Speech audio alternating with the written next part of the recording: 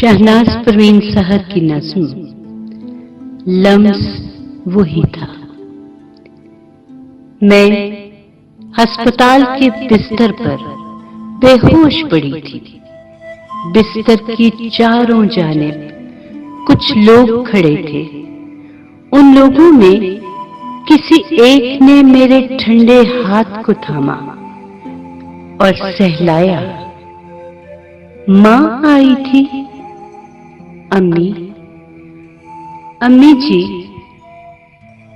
क्या आप आई हैं? जी बेटे, मैं आई हूं। टप टप मेरे हाथ पे कुछ आंसू टपके थे और फिर यकदम मैंने आंखें खोल के देख लिया था।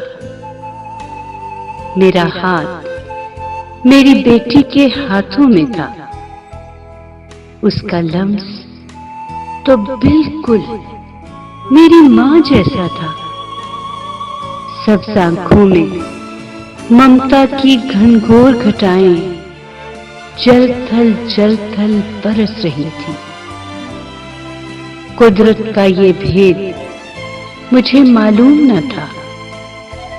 वक्त पड़े तो बेटी में मां जी उठती है। वो जो मेरी बेटी थी, आज वो मेरी मां भी थी।